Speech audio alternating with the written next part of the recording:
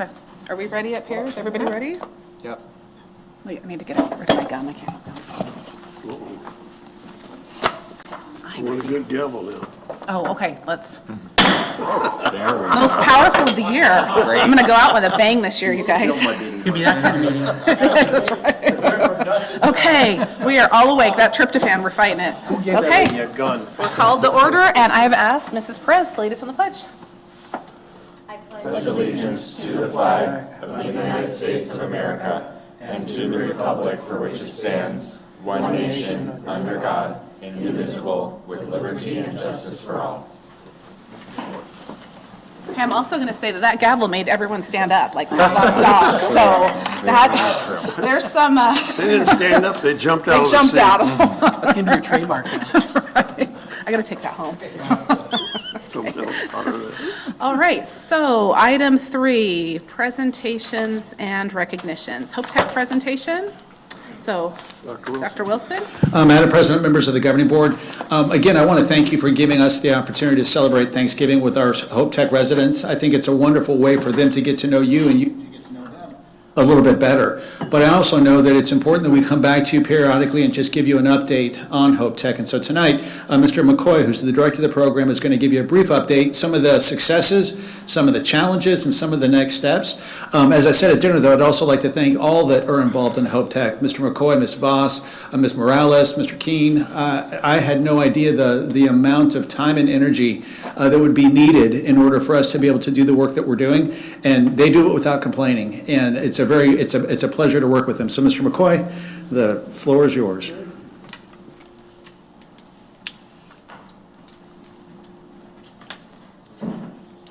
Now it's on. Thank you, Madam President, and members of the governing board. Thank you for that wonderful dinner that we had. I actually think we had double the amount of students on this one than our first one. This has been a great cohort that came in this year. We have been up for about a year and 4 months now, Hope Tech has. So doing pretty good. There has been some challenges. There has been some barriers as well. Some of that, I think, is some unique challenges with cohabitating for these youth, bringing them all into this unit that can be as many as 6 to 8 individuals. And also, Hope Tech brings some that came in wasn't ready for the level of independency that Hope Tech offered. So there's the 1 a.m. curfew, there's the no curfew on the weekends, and I think some weren't ready, and we lost some of those students. Right now, we're holding at about 24 students now. One of those have graduated. She completed Cosmo, and she's ready for her boards. We had 4 young adults get certification within their program over the year, 1 HVAC completer and 2 electrical completers. My one that completed electrical, he stayed with us and went into plumbing. And I will walk into that unit, and I'm doing my weekly room checks, and it's my unit 101. It's my worst unit. They just don't want to clean. I don't get it. I always tell them, I say, my brother was the same way. That's who you are. But you got to clean it up now. So I walk in there, and he looked at me as I was walking out. He said, "You see my grades?" And I stopped. I said, "No, you're not on my at-risk list." He said, "I'm getting an A." I said, "Okay." I know his attendance. His attendance also has been perfect. Perfect attendance. And his name was Mr. Javier Macias. You guys probably sat with him. He said, "I'm going to do something with this." I love that. My Cosmo completer, I met with her today. She's ready for state board. She was trying to save money. She came in. She said, "Hey, I'm a little short. Don't have the full funding." I said, "Hold up, we can handle that. We can work with that."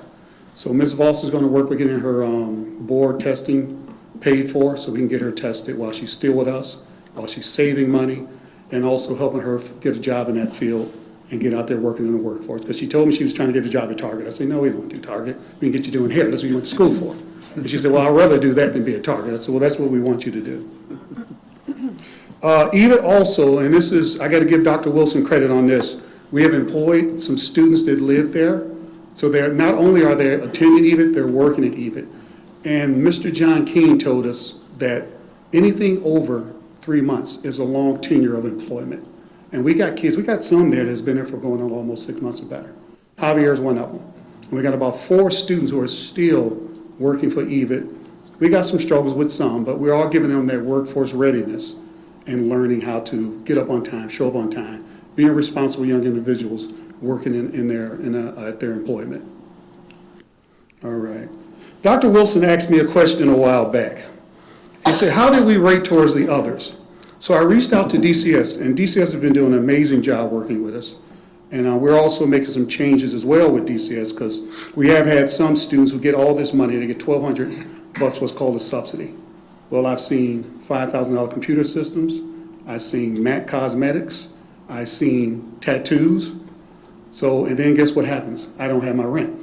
So we're working alongside DCS to streamline a better system of offsetting EVIT's rent to get that rent up front, give them the remainder. And I think that's going to add to the success of these students. One thing that I hate is to withdraw a student out who's doing pretty good academically, whose attendance is good, but he's behind on his rent. Anywhere else, he will be out. So what we do in the midst of that, before this kicks in with DCS, we sit him down with Mr. John King. He's our financial guru. He works with those kiddos. He comes out with a financial action plan, and we try to maintain and keep them there so they can keep progressing. Because as you know, their frontal lobe isn't developed. They're going to blow money. $1,200, I'll probably blow it too, especially if it's given to me. So back to the question that Dr. Wilson had asked me, how do we rate? The extended foster care youth population in Arizona between the ages of 17 and 20 is approximately 1,278. This is coming from DCS. Over 90% of those EFC population is either not enrolled or not applying to these major educational institutes. The educational institutes that I pulled this data from was GCU, AU, NAU, and ASU, and MCC. Only one of those doesn't have housing, that's MCC. We have about a 79.2% housing stability rate, which is dramatically higher than the collective rates of the 5 other institutes. GCU sitting at 18, UA sitting at 11, NAU 13, ASU 19, MCC, which is more than just 129, and we're sitting at 24 students there. What I'm hoping as we move forward in building this up, because we have had some challenges, and I'll share with you now when I do tours and I meet these young adults and they're looking at programming, I get some that wants to do the 2 years. I can tell you right now, in all honesty, they won't do 2 years. That's post-secondary education. Only 8% of foster youth go post-secondary. So when I meet with them, I'm really fine-tuning how we used to do our interviews and making sure it's more focused on education, not the housing, but also finding a program, like I tell them, if I can get you to like it, I can get you to complete it. You don't have to love it. I say, you'll like McDonald's, but you're not going to love it. I say, so why not do something you like that can make you good money, that can pay your way into your next job that you want to do or your next endeavor? And they totally agree. So I interviewed a young man last week. We were touring, and I said, he's looked at a 2-year program, fire science. I said, that's a tough one. I said, that's 2 years. I said, that's college. He said, yeah. I said, let me ask you a question. I said, 2 years is tough. I said, I can't keep you guys for 2 years. He said, man, most of us foster youth, we want to get in, we want to get out. They've been through the system so long and shuffled around that it's hard for them to stay grounded for those 2-year programs. Which leads me to this bill, a bigger bill that's coming out in 26, the workforce grant. And I pitched this to Dr. Wilson. Our program of our trade programs, which are 5-month, I think we're going to have a high success rate of getting those kids in those 5-month programs. What I noticed with some there, those 5-month programs build some confidence. Javier is an example of that. Get him in a 5-month, get him out in the workforce. Boost his confidence. He will stay another 5. We will keep that student a year. So not only will he have one industry certification, one program with industry certifications, he's going to go into another program and get his industry certification, such as Javier. Javier can do electrical. He has the certs, but plumbing is where his legs is at. He loves that, and he's like, I'm going to do this.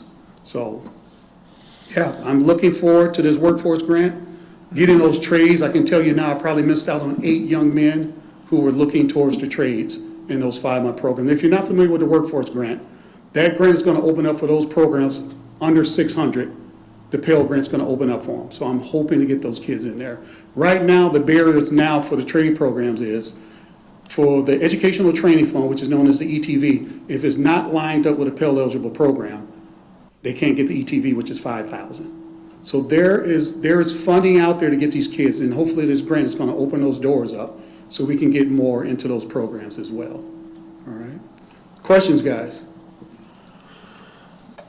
hop in with a question? I'm still taking notes. We were chatting a little bit at dinner, and you said that you're going to love hearing this data, and you were right. I did love hearing the data. It was great to hear how we compare against the other institutions, so thank you very much for presenting that. And then also, I had the pleasure of sitting next to Javier at dinner tonight, and can co-sign everything that you mentioned, and I think it was really great to hear a little bit more about his story, both from him and then from you, and look forward to hearing more of those. So thanks again for what you're doing and for being here and sharing more tonight. Thank you, thank you. One thing I didn't add to in the other guides, when I were talking about the EFC population, total enrollment across the 6 institutes, including EVIT, was only 114 youth, despite 160 having submitted an application. And I think that's where we're on to something here. Kids, young adults love that hands-on. They struggle with theory, but I know here at EVIT, that hands-on is where they really shine at, and they blossom here at EVIT. So I think we're really on to something with this housing. Our numbers may look low now, but I can only see it growing as grant opportunities open up, funding resources open up, and we can get these young adults into these programs like that and get them right and ready out in that work field. So I appreciate you all. I love what you're doing. Keep bringing these kind of trade programs and other medical programs here that can definitely help this population. They definitely need it. Madam President. Yes, please. Mr. Kwai, I need to share with you, I was at a school board meeting in Apache Junction with other board members, and one of the things that everyone's walking around bragging about what great programs they have at their school and whatever, and one of the person who spoke for us, they're all bragging about their athletic teams. Person who spoke for us, Dr. Metcalf, pointed out that we haven't lost a football game in the last 15 years. But we were also bragging on Hope Tech, and I need for you to know that we were taking credit for the wonderful work you're doing. So I just want to compliment you about that and let you know that as board members, we're really proud of Hope Tech and the great work that you and your staff do. Thank you. Yeah, it takes a village, and we're really breaking grounds, and I can really see Hope Tech. I remember Dr. Wilson's vision of having this more at other CTEs over the valley, and I think we're going to get there. You know, it's definitely needed. We have withdrawn some students out due to mental health, due to behaviors, and I can honestly share with you that they do come back, even the ones I withdraw out. And it's a funny situation when I have to withdraw them, and I'm always looking, because I'm their biggest fan. I always tell them, I'm your biggest fan, I'm your biggest coach. And they sit and they get in withdrawal, and that day they kind of lean in for a hug. And I'm like, come on, bring it in, you know, don't feel bad. It's a good feeling, so they realize. Consequences and opportunity. It sounds like you're exactly what you're doing. Yeah, and we always allow that opportunity for them to come back. If they're leaving out good, it's behavioral, it's mental health. Sure. Get yourself regulated, get well. We keep a door open, come back. We will get you, we will figure it out for you. Yeah. Thank you, Mr. McCoy. Yeah. Just a question. Is there any way that we can capture some of this data and some of these experiences and some of these comments and, you know, exactly what you're presenting, and put that into a research study or a white paper and take it to conferences and make this a model? I know it's around, I know we're just getting started, but can we make this a model for other states to follow? Because this is such a need everywhere. Definitely, and I think that is a great idea to do. We do have a legislative report, and I've been working on that with Dr. Wilson. So there's a lot of data in that we're seeing, but being a first model, I think we're doing good at collecting the data that we need and working alongside DCS, but I think it would be beneficial moving forward and opening this up to the other ones too. Yeah, definitely. And I think one of the things that we're realizing, and we said this going into it, that there's a lot that we didn't know that we're now learning. And I think as we're learning, we're able to then begin coming up with what a prototype or model actually would be. We talked at other institutions and conferences about Hope Tech, but we hadn't had the 18-month traction and the successes and the challenges. Now that we're getting that, I think it is time to start putting that together because, and we've talked before, this is in reference to foster youth, but a local community may have a different demographic that could benefit from the same sort of concept, right? So the idea of how do we scale it, not just for foster youth, but for other underserved populations within communities, I think makes great sense. And I think, Derek and the team have been wonderful because our first year out, we were selling how wonderful Hope Tech was, and it is. But what is more wonderful than the building is our programming on our classrooms. Exactly. That is what will change their life. And so, the first year, we're like, oh my gosh, Hope Tech is great. And they lived there because Hope Tech was great, but they weren't necessarily as interested in the CTE component. And I think Derek and his team have done a really nice job this year, kind of gaining an understanding of when we're talking about potential applicants, it's really about the CTE first. It happens to be that this nice place is a secondary benefit. And I also think the idea of opening the door to McKinney-Vento has given us challenges, but also opportunities. And I think once we start having some traction within the foster community about the success we're having, it also will build capacity. Because I think, and Derek has said this before, that population in many ways is very, very resistant in some ways because of what they've had in their life, right? And so they're not necessarily going to be the first adopters, but once they see a proof of concept and it's actually out there, we may find that we're, as Derek has said, that we're starting to get more and more applicants that are actually the right applicants for the opportunity. And so you guys have done a really amazing job, Derek, and I don't tell you guys enough. I probably won't tell you again for another year, but there you go. Any other questions for Derek? I'm like, we'll tell you how, we'll give you all the good feels tonight. We'll tell you how great it is. I got to sit with Derek and a number of students and told me the programs they were in, and it was really fun. It was very insightful. They're impressive young men and young women, two men, two women. I'm glad, and I think it was the right way to start small. It's such a great entrepreneurial flair here, trying something new that's needed, and we're having great success, but it's, I think, the right people in the right place. And great stuff.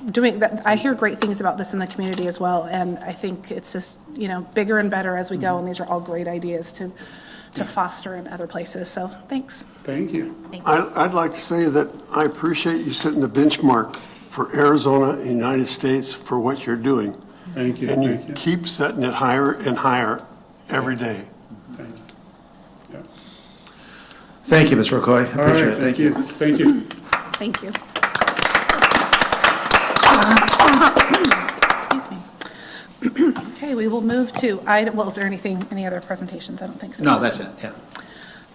Item number 4, minutes. Do I have a motion to approve the minutes? Madam President, before we do that, I want to point out there's an error in the minutes, and I review them carefully. Item 12B has Mr. Covington making the motion, and I think that was error.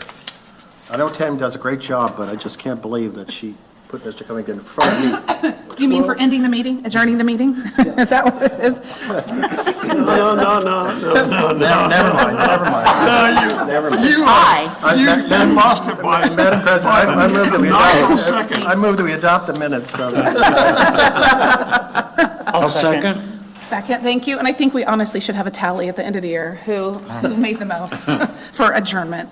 Okay, so any further discussion? Okay, please call the vote by acclamation. All those in favor, please say aye. Aye. Any opposed? Motion carries. Thank you. Is there a call to the public tonight? No, ma'am. Okay, thank you. We'll move on to item 6, which is the consent agenda.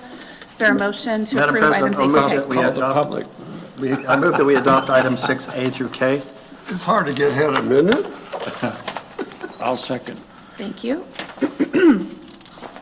Any discussion? Excuse me. Okay. No discussion. Please call for a vote by acclamation. All those in favor, please say aye. Aye. Anyone opposed? Motion carries. Thank you. Item 7, personnel. Is there a motion? Madam President, I move that we adopt item 7A. I second. Thank you. Any discussion on this? It was a longer list than usual.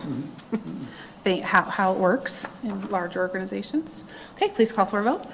All those in favor, please say aye. Aye. Anyone opposed? Motion carries. Thank you. Okay, we're going to do something here, you guys. Item 8, information discussion. Item 8A, policy revisions. First read. Do you want that, Dr. Wilson, or go straight to Mr. Cobell? Thank you, Madam President. The first one is Chapter 2, Section 1, Board Goals, Organization Responsibilities. This is a remnant from the old ASBA version of the policy. It turns out those 3 statutes that are referenced there do not apply to CTED, so there's no real reason to have that in our board policy. The second one is the part-time leave, personal leave for part-time adult education adjunct instructors. When I started here, we had 3 categories of employees: administrators, certified, and classified, but since we've revamped everything and added adult ed and expanded. We keep adding new categories of employees, and there needs to be some clarification for each of those. So this just clarifies the personal leave for part-time adult education adjunct instructors. The next one is leaves and absences, just a new regulation that explains the pre-existing policy on those categories. And the last one, I guess that both of those two are the new regulations related to not being able to take your personal leave stacked on weekends and holidays. And that's it. Any questions? I have some questions. Mainly, do we still have a policy for board goals? Or with the elimination of this, do we have no policy for us to have board Oh, goals? no, yeah, this was G under board goals, so you still have A through okay. whatever comes before G, and then after. Okay. Are there any questions on anything else that anyone would like to ask? Okay, thank you. Okay, item B, local occupational programs discussion. Dr. Wilson. Madam President, members of the governing board, later on in the agenda in the action, request from Higley Unified to approve a local occupation program, a LOPE. And I know that we have some new board members, and it's just an interesting time, so I wanted to take a minute and just kind of walk us through a LOPE and the purpose of the LOPE and how they get approved, and then also hopefully have a bit of a discussion about that. So ADE has CTE programs that it approves that are statewide because the workforce need is across the state. But there's always the potential of having a unique workforce need in a certain area within the state that wouldn't qualify as a statewide need.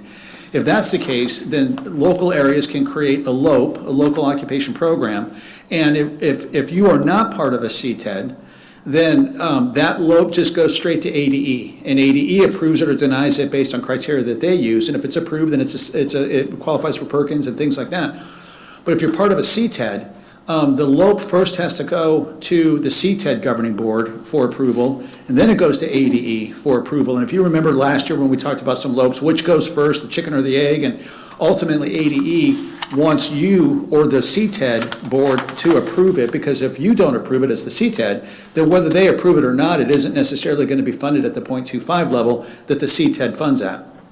So, and you all have approved LOPEs before, and so this isn't a new thing. I think what's different this time is that part of your responsibility statutorily, at least in my opinion, is to be responsible for the quality of CTE programming within the CTED. That's part of your job as an elected official. I don't know necessarily that without an IGA, I don't know that necessarily you are in a position as a governing board to make a determination one way or the other about a LOPE. Because currently, if you were to say yes to the LOPE and there's no IGA, there isn't any mechanism to make sure that we're monitoring the quality of the content of the program because there's no IGA. If you were to say no, I don't know that necessarily you have the authority to say no because, again, statutorily, the ADE can approve the LOPE on its own for a non-CTED CTE program. So I just wanted to give you a little bit of an opportunity to have some discussion, or at least to give you a little bit of background, because we are going to have an action item later on in the agenda for Higley Unified's LOPE. And I do think whether you choose to approve it, don't choose to approve it, choose to table it till a later time, I just wanted to make sure you understood what that might mean one way or the other for you as a governing board, if that makes sense. Makes perfect sense. So questions for me about that, or? Okay. Can I? Yes. This is not a question for you necessarily, but I'd like to hear from Mr. Kobold. Do we have any additional legal guidance about what to do sans IGA if a school district approaches the board with a LOPE? I do not have any additional guidance because it's a brand-new situation. The only thing I would say you could possibly do is just not deal with it, and then they could apply to AD to get it approved, and they can run it as a non-CTED CTE program, and then later on, if we end up with an IJ in time, it would have already been approved by ADE, then you can approve it, and then it would get funded. Okay. But so they're losing out on .25 funding by going that way, correct? Well, Or is that not quite as right? Counselor said, I think the possibility of having ADE approve it, and then at some point in time, if there's an IGA, then you retroactively approving it, we could potentially work with ADE to see if they would then go ahead and qualify that as a CTED, CTE program to get the .25 funding. I guess because I thought about this today, and believe me, I don't have but I don't know that you really have a mechanism to make a decision, because you would either be approving it or denying it on behalf of the CTED, but there isn't an IGA right now that allows there to be that authority for you to approve or deny. So it's a unique situation, as Counselor said, it's never come up before, but I think there is a flaw in it that you as a board really aren't in a position, in my opinion, to make a determination one way or the other. Even, I don't think you can approve it, I don't think you can deny it. I don't think you have the ability, in my opinion, to do that. In my opinion, we table it. Yeah. We're not on that yet. I'm not in. It's really strange that Higley has kind of forced our hands to be tied here, you know, by not coming to an IGA, right? Not coming to an IGA, and, you know, one of our tasks that the legislature and statute has provided is that we do have to monitor quality and content. So I just wanted to give you that information before you got to the action item, so there was a context to the discussion that you may or may not have on the action item. Brave new world, huh? Is that the way you called it, or brand new world?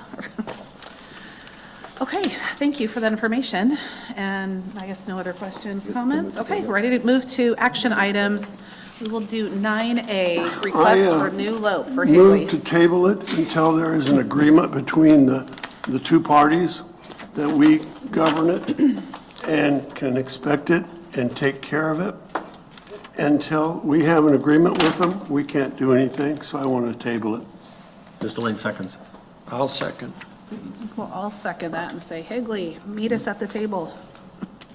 Okay, so let's call for a vote. Acclamation, please. All those in favor, please say aye. Aye. Anyone opposed? Motion carries. Thank you. Okay, item 9B, 301 plan for fiscal year 25-26. Is there a motion? I'll move that we approve the 301 plan for 25-26. I second that. Okay, thank you, Dr. Wilson. Madam President, members of the governing board, I think Erin's here. She's going to kind of speak to the 301 plan. As a reminder, 301 is a performance plan that is actually crafted and approved by our instructors. And so Erin's here to speak on behalf of the process and what they did to get to this plan. Okay. Hi, I'm Erin Schmitz. I'm the early childhood education instructor, but I was also. Is the mic on? I don't think that makes sense. Got me, now it is. I'm the early childhood education instructor, and I was the 301 committee chair this year. So I'm going to go through the slideshow that we showed to the staff. Before I do, I'll say that did pass with over 95% approval from the staff, so we think we have a good one here. This is just an overview of how the funds are allocated and the percentage of funds that come from each piece of the evaluation. We do have some parts that are at the school level, like those surveys that we get, they're all the surveys, the student, parent, and industry, and then the rest are based on the individual instructor. So on each slide, there's a comparison of what it looked like last year compared to what we're proposing for this year. Last year, each employee's evaluation was 55% of the amount of money that they received. We're proposing to move it to 50% this year. And part of that reason is because we removed the CTSO from the 301 fund allocation. It's already covered in our staff evaluation, and so we took it out. And then there are no changes in the data or in the percentages of funds from student, parent, and industry surveys. We're keeping that the same, and this is again calculated at that school level. So student attendance is also calculated at the instructor level. The numbers that are there are actually the numbers for retention. It should say 96% and then down by 4 each time. We just put the wrong one up there.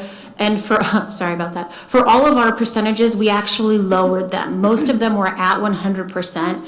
And to allow for, especially when we look at things like retention, where there's sometimes just stuff that's out of instructor control, we lowered those percentages a little bit to make it more, I don't want to say fair, but make it more of a picture of the work that the instructors are actually putting in for things like keeping their students in class and keeping their retention high in their programs. So speaking of retention, it is 10% of our 301 allocation. It's how we continue to grow our programs, and so it's a really important piece of what the instructors do is keeping students in the classroom, and it's been a big push in our meetings this year, and so we wanted to reflect that in our plan.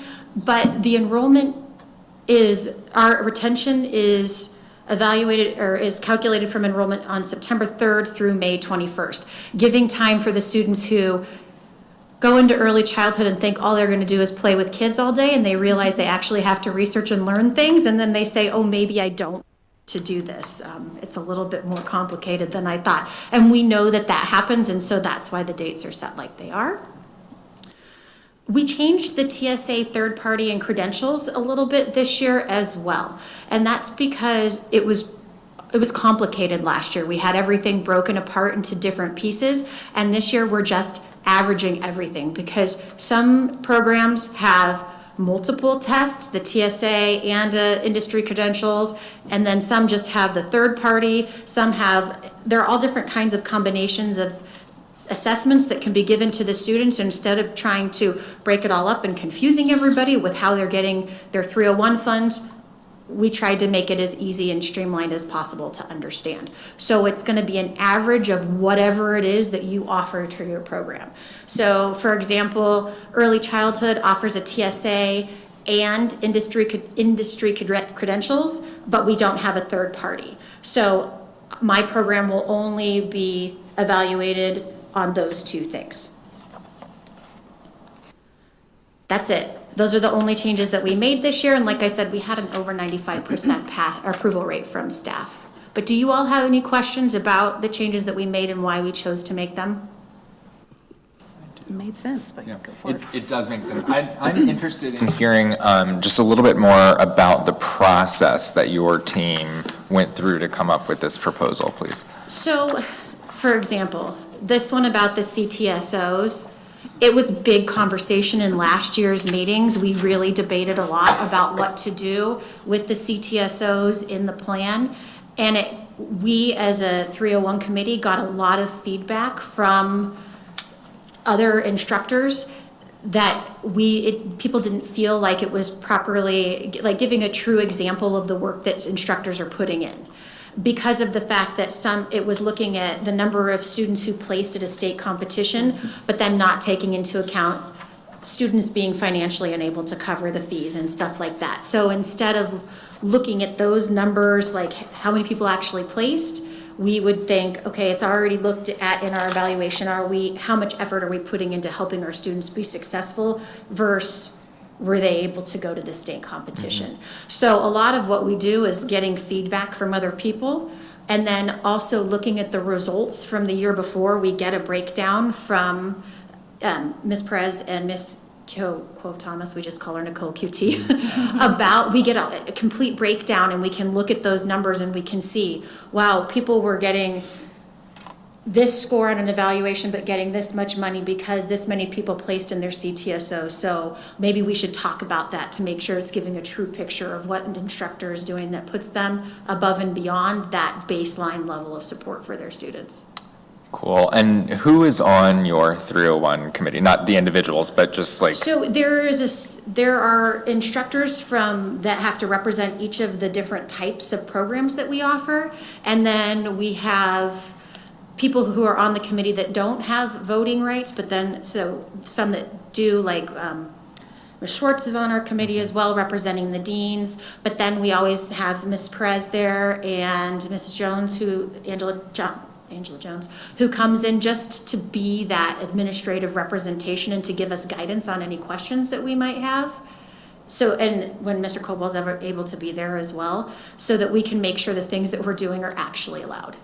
And so is it fair to say that this is a very, it seems like instructor-driven process? It is, and we make sure too, especially when we're making a big change, we really try to go talk to our colleagues, the people that are in our like dean group and that kind of stuff to get their feedback.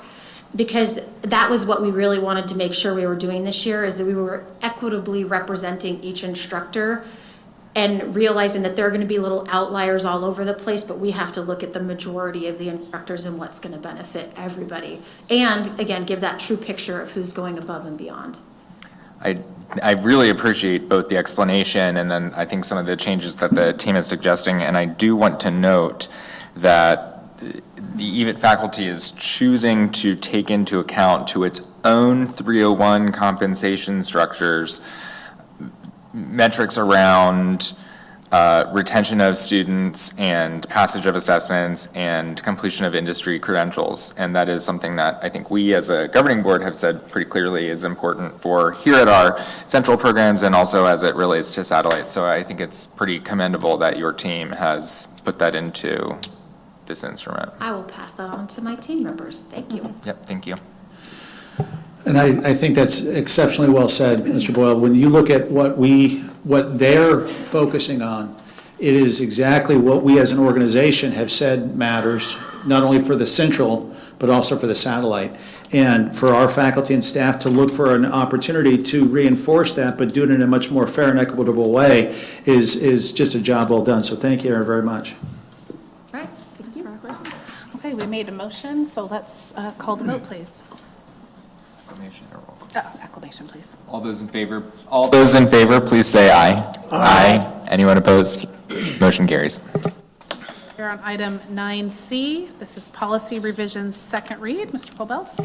Thank you, Madam President. This is a policy we introduced at the last meeting regarding the associate degree instructor workloads that we adopted to be in compliance with one of our accreditors.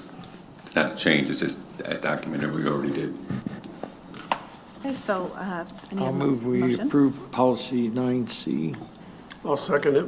Great. And please call the vote by acclamation. All those in favor, please say aye. Aye. Anyone opposed? Motion carries. Thank you. Okay, action item 9D, collection of students' unpaid debts. Dr. Wilson. Madam President, members of the governing board, this is new to our organization, and so we're seeking your approval to do it.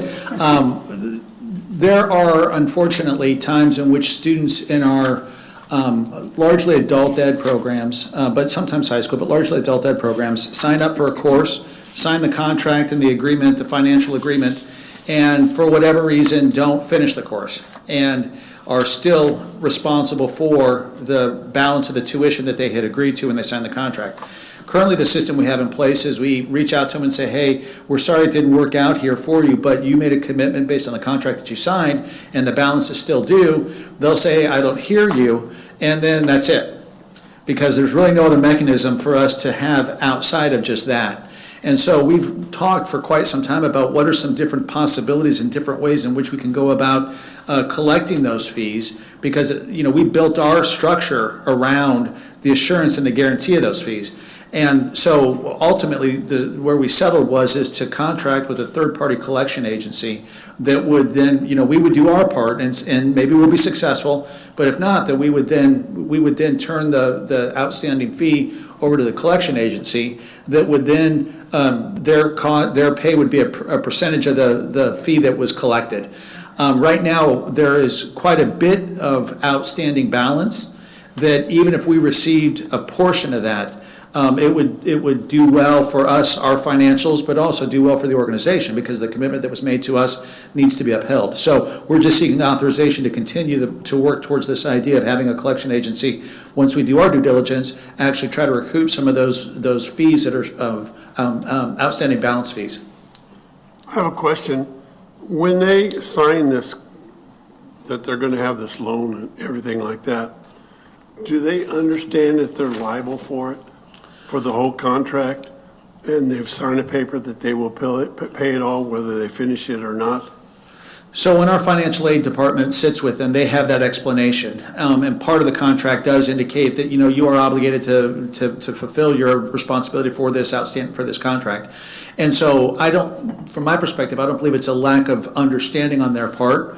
I think it's a lack of wanting to pay when they are no longer in our school, more than anything. And we just don't have a mechanism to recoup that money. We had talked about the possibility of taking them to court. The problem with that is that carries with it a lot of other challenges as well.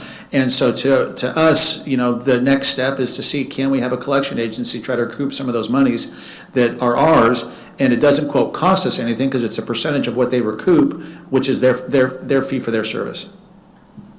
I have a question. Is this going to be a collection agency that deals with higher education collections, or is it a kind of a generic collection agency that collects on cars and homes and other types of? I think there's multiple ones that we can look through. I don't know that we've selected the agency yet. Okay. But there are multiple ones that are out there. Madam President? Yes. Dr. Wilson, what's the dollar amount of outstanding money that we're chasing? So I'm going to say, I'm going to write a number down, I'm going to slide it across that. So was that the number you gave me for a year, or was that in total? For 2 years, and I'm going to say about $400,000. A little bit over that, a little bit over $400,000 over the last 2 years. That is due us based on the contracts that were signed. And, like we said, even if we get a percentage of that back, that's a lot of money that is, that we built our system around. Do you have any preliminary ideas of how much we could recover through that collection? No, I mean, the good thing about the collection agency, at least in my opinion, is that it's to their advantage to collect, right? Because they don't get paid if they don't collect. I think that the trend is, I think after the first year of delinquency, it is far more difficult to get the dollars collected. And so I think it's more likely that we will do better moving forward than we would necessarily in the rears. But if without something, we're still sitting there potentially in the next 2 years in that $400,000 deficit again. We get zero if we Yeah. recover nothing. Yeah. Yeah. I think it's just part of growing up, you go to college or trade school and you sign a contract. That's unfortunately one of the hard life lessons of you are now bound to this, and you signed an agreement. That's a hard thing we all have to learn sometime. And the contract has in it, within the first 10 days, if this is not the program that you're interested in, you can drop out and we'll give you a full refund. So it's not, there's some windows of opportunity that are there. There's also a grievance policy that we have in place, that if there are some legitimately extenuating circumstances, individuals have pathways to get remedies. What isn't a remedy is, 6 weeks into the course, I just decided I don't want to go any longer, and I'm still on the hook for $13,000. Because we built our system around the expectation of that $13,000 based on the contracts that were signed. Yeah. No, I think we definitely need to do this. Madam President, Dr. Wilson, have you had any discussion, consideration about the public perception of EVIT pursuing monies this way? And secondly, Mr. Kilwell may know, I don't, is there any concern about the possibility that we remain on the, that there's exposure for EVIT, even if we assign our claim to a third-party collection agency? Can we be sued for wrongful collections or anything as it relates to the third party's conduct? So I'll answer the first after Mr. Counselor does the second. The second part is, was our potential liability, we're not actually signing the debt to that collection agency, it's still ours, but they will not proceed with that written contract. So I don't think there's much chance that we can do a wrongful collection, because we will have the signed contracts to provide to them. Any concern, Counselor, about whether or not we're, as a result of this, that we stir up claims for educational malpractice, or I don't know, some crazy, whatever the crazy, litigation always invites counterclaims. Well, we're not litigating. We're just sending it to collection. We're just hounding them. We're not, because the litigation, if we wanted to proceed to litigation and get it reduced to a judgment, then all we can do is record the judgment and then hope someday they own a house, and when they go ahead to sell it, we can collect on the judgment. And then there's upfront costs with the litigation that are probably not justified for the amount of individual debts, because they have to be all separate lawsuits. So we're just hounding people. Right. So that takes me back to my first Yeah, question. so I'm always sensitive to EVIT's brand and EVIT's narrative out in the community. And I think one of the challenges we have too is that right now, word on the street is that if you drop out of EVIT, they're not going to do anything about it. And I think that carries with it potentially as much of a negative branding image or narrative as the idea of us actually saying we want to recoup the dollars that you committed to. But to your point, I know the way I feel when I get somebody calling about a bill that I hadn't paid and what I think about the so there's a piece of that there. I don't know that that's greater than the piece that's currently there that says, EVIT is, short $400,000, and if you don't want to pay, don't, because they're not going to do anything. I wonder if we ought to be thinking about asking for folks, these are adult students, I think we're talking about mostly, asking for co-signers on notes. Loans. Is that something that probably is as onerous as hounding? How do you feel about that? I think it is as onerous, and I think at the end of the day, it's still going to wind up being the same variable, right? I think, we even talked about, having them pay in full before they begin the program and just to not even get in that spot. The challenge with that is, and I'm sympathetic to it, is that, where we lean into is to support many students and young adults that don't have the upfront cost for the programming. And so, the space that we lean into is a tough space because there isn't necessarily the $33,000 upfront cost if you want the RN program. And not every student that comes and signs on the contract becomes delinquent, right? It's the minority, not the majority, but to create a system that is functioning to protect that smaller number at the expense of the larger is problematic as well. Yeah, and those costs that are not carried by the person who abandons a program has to be covered by somebody else. That's not fair either. Yeah. I don't think there's anybody out there that thinks that an institution, any institution, business, government, public, it should just let, delinquent funds, they should absorb it. That's just not even a good business practice. Right. So I highly doubt, and I haven't looked this up, I have a feeling maybe you did, that, Mesa Community College, ASU, I was just they trying don't just to. let it go like, oops, sorry, Yeah. well, gosh darn it, I think EVIT does some amazing work for the community. Our Hope Tech speaks volumes in terms of, our heart and our focus on helping students, but there has to be a line where people have to be held accountable. And like I said earlier, that's, part of growing up is there's choices and consequences, and they can be very uncomfortable. Especially in a situation where we've created a vulnerability in our operations because we've accommodated people to be able to pay. And I think that's the justification for it, right? I mean, most institutions would require payment upfront, and then if you walk away, that's on you, on the student. Right. But our vulnerability puts us in a position where I think we're justified to do so. The only alternative would be to have a third party do the financing. That's what these, like UTI and other things, the student actually signs to a third party, and that third party funds the institution, and that's their note. Is there a way But to? there's some downsides, and they're relentless then. Yes. But we get our cash flow, but there is a cost to that, or percentage. Is there- You go to the dentist and want to get implants. Well, the dentist doesn't carry that note. Right, A third party does. right. Madam President, Dr. Wilson, have we tried to do this internally? I mean, do we have folks who have been calling? So not nearly as well, not nearly as much as we should. The challenge with it is, and we've had the conversations here before, that the way the organization is structured, we're not staffed for individuals to be able to do that, right?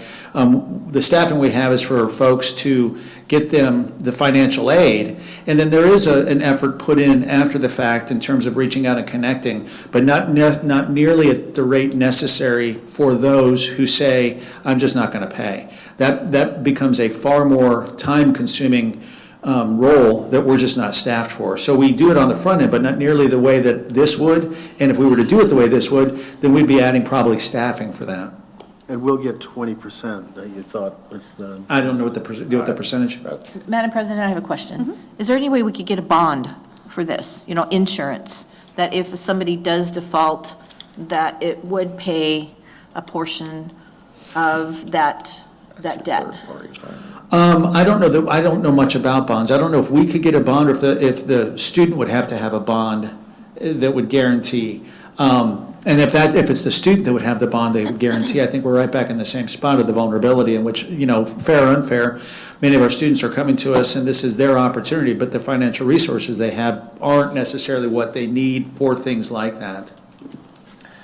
I think my consideration around this is, first off, that we shouldn't continue to let ourselves be in a position where we're owed $400,000 or however much money without a clear mechanism to anticipate payment.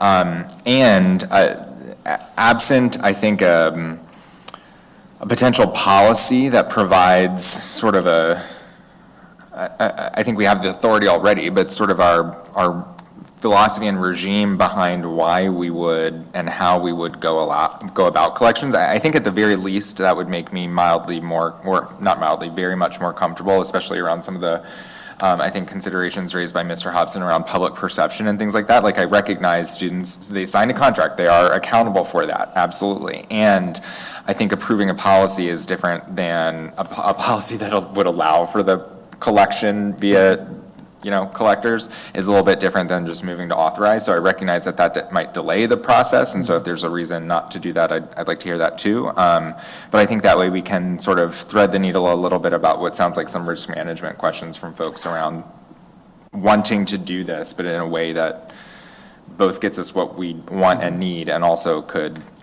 for lack of a better word, I guess, cover us a little bit. Is that doable, Counselor? I'm sorry, I was chatting with my colleague over here.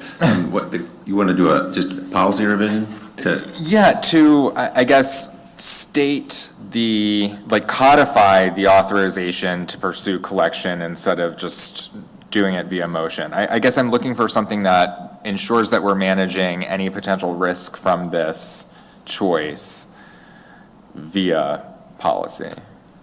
Sure, that is absolutely doable, and you could probably make a motion to combine the two things right now. Okay. Say we're going to authorize it, and I'm going to create a policy.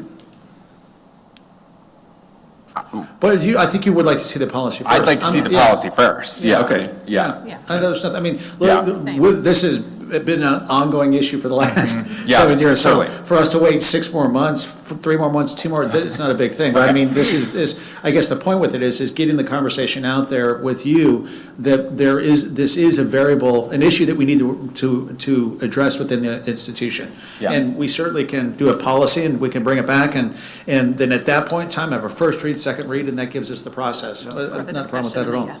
So part of what sticks in my brain is a certain life experience where a child in a program had to withdraw because his parent got gravely ill. And I would assume that because you mentioned right up front, there are mechanisms. I would assume that kind of person just does not gets permitted to withdraw from the program, and we understand it's a loss, but we're not going to pursue that. And that's a big part of what motivates my concern. And I have those life experiences that inform me, so that's part of that. But $400,000 is a lot of money.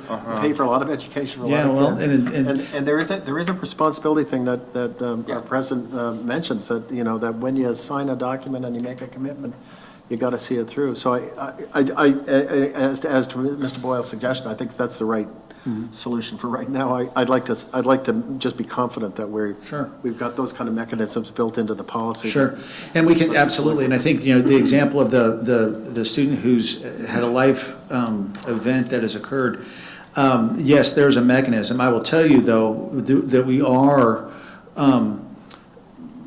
very committed to making sure that the life event is quantifiable and defendable, because I've been told more than you probably would realize life events that would excuse people from, that I don't know that they really were, right? So there is a process, but it's a pretty rigorous process to validate, to make sure that that really is an event. And then if that's the case, absolutely.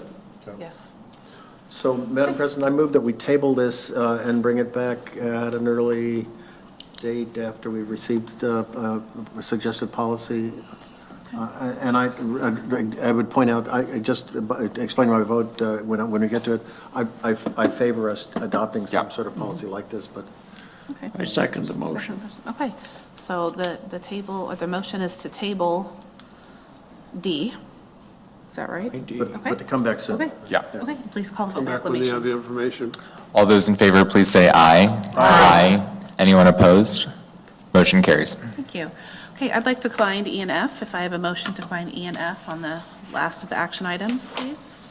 Madam President, I move that we approve items E and F, 9E and F. Second? Thank you. Okay, again, Dr. Wilson. Madam President, members of the governing board, these are items that are brought to you yearly. I can't believe that we're talking about preparing for school year 26-27, but that's what this is. And so this is for fees for next year for both our high school, but also for the tuition from outside the CTED. I don't know, Ms. Perez, is there anything that you'd like them to be aware of? This is just so that we can begin the process of creating next year's calendar in our system, so we can begin enrolling students and start assessing fees so that we can get ready for 26-27. Is there anything you'd like to add? No, Madam President, members of the governing board, the only difference that you see in the majority of the cases is the cost increase due to actual cost. We didn't make major changes to uniform items. There are a few certification items that were added, in addition to those that are already being paid by the district. And in the apprenticeship program, we reduced the number of T-shirts that were required because the students are on site once a month as opposed to here every day. So we reduced those in those programs. But other than that, it's very similar to what you have approved in the past. I just have a question on, I think it's barbering. Most of them seem to be fairly nominal fees of $5, $15, $30, but then barberine's up at like $120. Why the jump on that one? The cost of the kit. The kit? Yeah. So is it just more expensive It's for us to get? yeah. It is what it is? Okay. That's what I figured, just that, I think HVAC seemed higher and just assumed everything costs more. It's the cost of the kit and the online resource more than the actual cost. Okay, thank you. Are there any other questions? Okay, please call the vote. All those in favor, please say aye. Aye. Anyone opposed? Motion carries. Thank you. Madam President, I move that we go into executive session. I'll second it. Okay, please call the vote by acclamation. All those in favor, please say aye. Aye. Anyone opposed?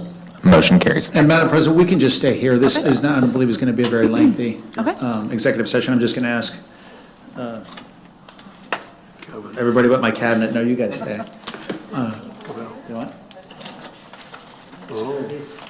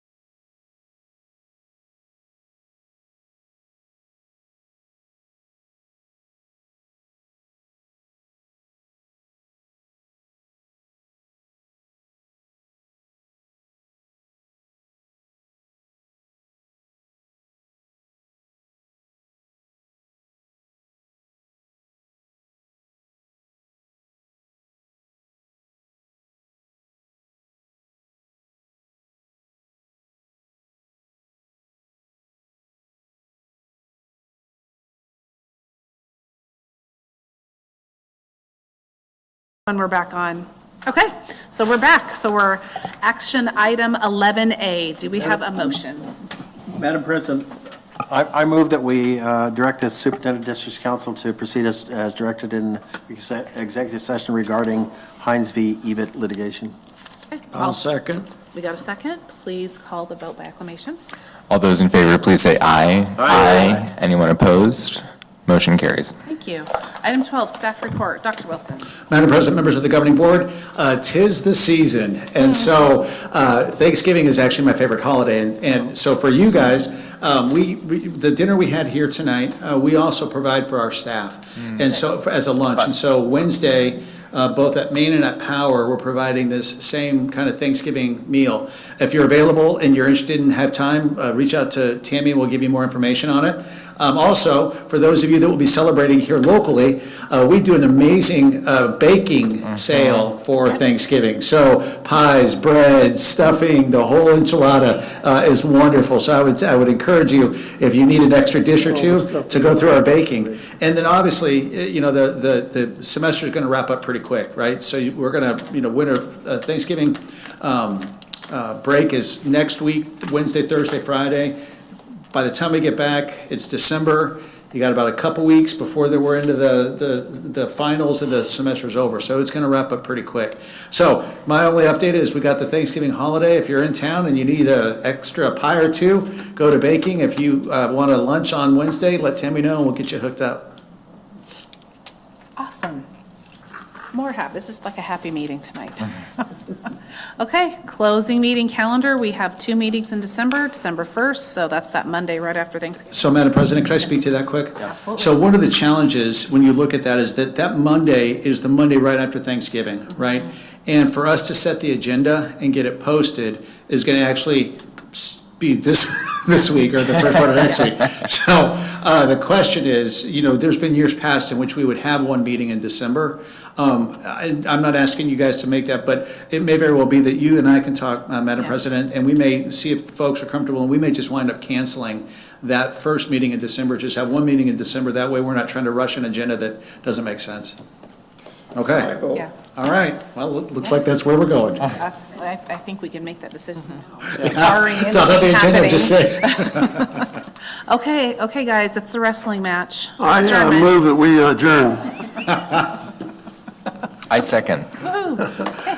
Please call the vote. All those in favor, please. Aye. Anyone opposed? You're disgusting. Motion carries. Outstanding.